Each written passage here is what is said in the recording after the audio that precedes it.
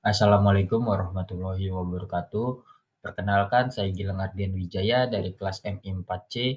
Di sini saya akan mempresentasikan sebuah peran mahasiswa dalam memanfaatkan artificial intelligence secara bijak di era Society 5.0.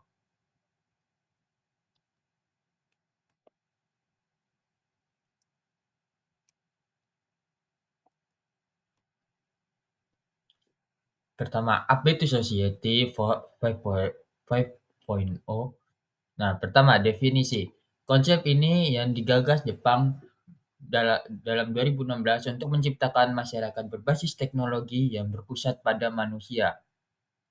Nah, berbeda dengan industri 4.0 yang fokus pada otomasi, Society 5.0 menekankan keseimbangan antara kemampuan ekonomi dan penyelesaian masalah sosial. Tujuan utamanya ada mengatasi tantangan sosial seperti penuaan populasi, kesenjangan ekonomi, perubahan iklim, keterbatasan sumber daya, melalui integrasi dunia maya dan dunia nyata. Nah, selanjutnya teknologi dan manusia.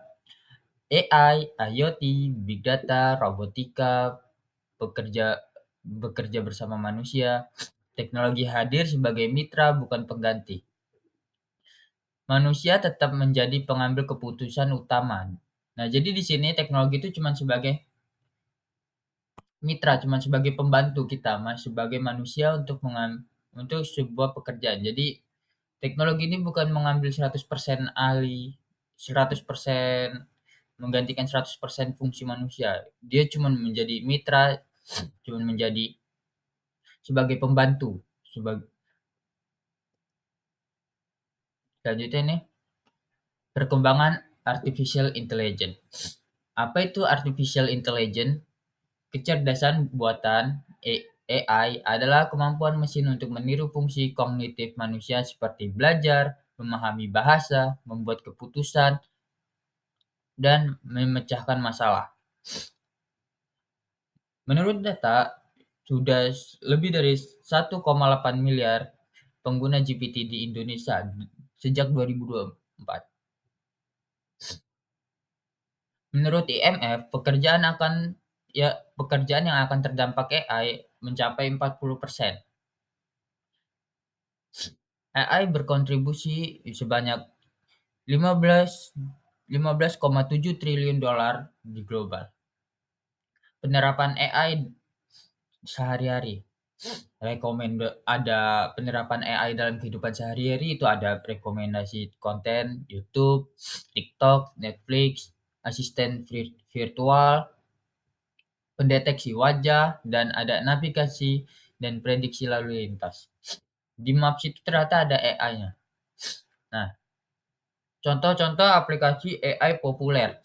Pertama ada GPT, lalu ada Gemini, ada Copilot, ada Perplexity, ada Mid Midjourney.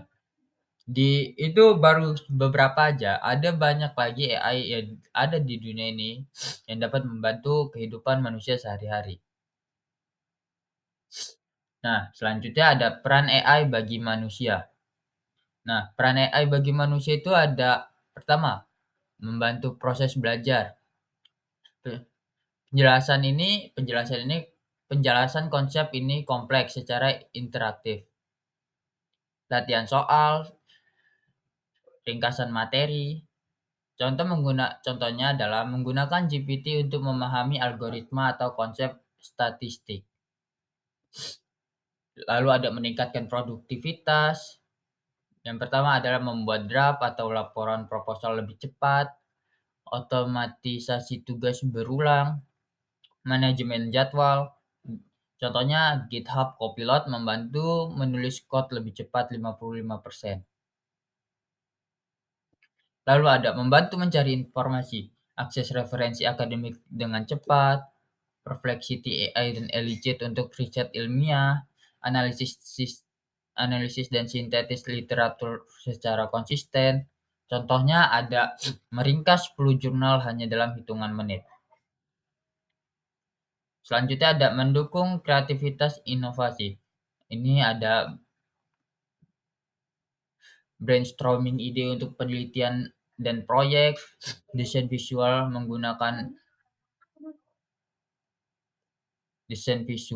menggunakan AI, membuat prototipe aplikasi dan website. Contohnya mahasiswa menciptakan startup dengan bantuan AI tools.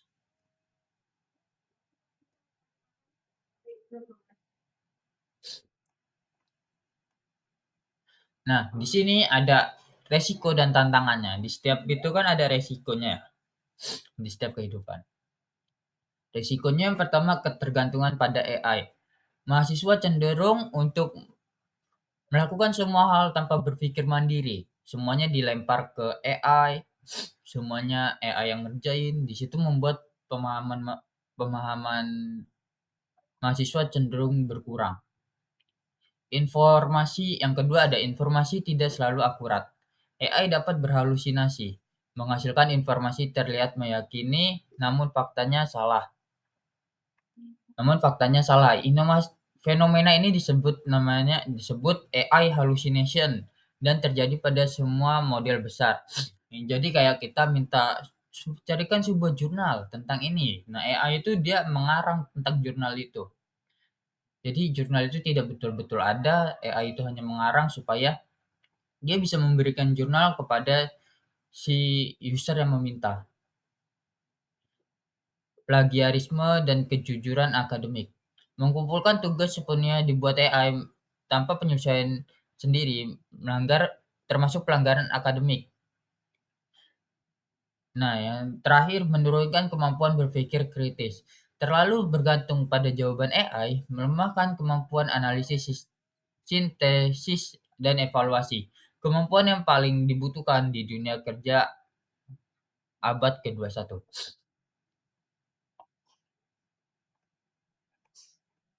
Cara menggunakan AI secara bijak. Pertama, verifikasi informasi.